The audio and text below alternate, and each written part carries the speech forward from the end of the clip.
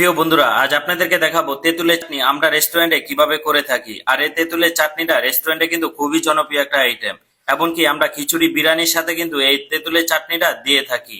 আমরা কিভাবে এই তেঁতুলের চাটনিটা রেস্টুরেন্টে করে থাকি আজ আপনাদেরকে সম্পূর্ণ রেসিপিটা দেখানোর চেষ্টা করব। ভিডিওটা শেষ পর্যন্ত দেখার চেষ্টা করবেন। ফার্স্ট একটা কড়াইয়ের ভিতরে এখানে সরিষা তেল দিয়ে দিলাম, তারপরে দিয়ে দিলাম তেজপাতা, তারপরে দিয়ে দিলাম দারচিনি, এখন দিয়ে দিব এলাচ। আর তেজপাতা, দারচিনি, এলাচ একেবারে কম কম দেওয়ার চেষ্টা করবেন। এখন দিয়ে দিলাম রসুন কিমা। রসুন কিমাটা হালকা একটু ফ্রাই করে নিব। আপনারা রসুন কিমাটা হালকা করে ফ্রাই করে নিবেন। অবশ্যই আপনারা সরিষা তেল দিয়ে এই চাটনিটা করার চেষ্টা করবেন। এখন দিয়ে দিলাম পাঁচফোড়ন। আপনারা দোকান থেকে পাঁচফোড়ন আগের থেকে কিনে নিবেন। এখন দিয়ে দিলাম তেঁতুল।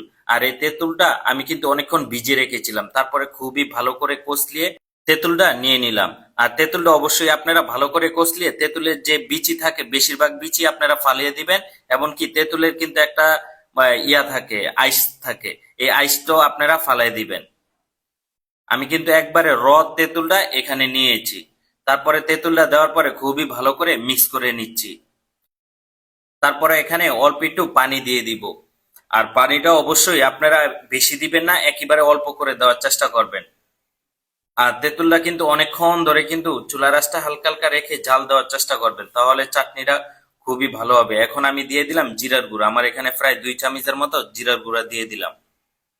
তারপরে দিয়ে দিলাম 1 চামচের মতো ধনিয়ার গুঁড়া। এখন দিয়ে দিব স্বাদ অনুযায়ী লবণ। তারপরে দিয়ে দিব মরিচের গুঁড়া। আমি এখানে শুকনা মরিচের গুঁড়া দিয়ে দিলাম। আপনাদের স্পেসি অনুযায়ী আপনারা শুকনা মরিচের গুঁড়াটা এখানে দিয়ে দিবেন। আর তেঁতুলের চাটনিটা একটু স্পাইসি হলে খেতে ভালো লাগে অনেক। আপনারা চাইলে একটু স্পাইসি করতে পারেন তেঁতুলের চাটনিটা। এখন দিয়ে দিলাম পাঁচফোড়ন। আর পাঁচফোড়নটা আগের থেকেই ভালো করে একটু গরম করে তারপরে আপনারা গুঁড়া করে নিবেন।